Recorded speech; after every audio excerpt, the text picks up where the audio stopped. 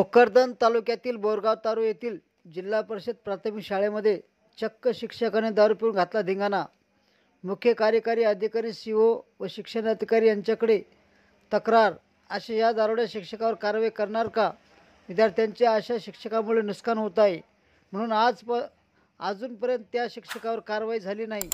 जोपर्यंत त्या शिक्षकावर कारवाई होत नाही तोपर्यंत गावकऱ्यांनी विद्यार्थ्यांना शाळेत न पाठवण्याची भूमिका घेतली आहे। धन्यवाद।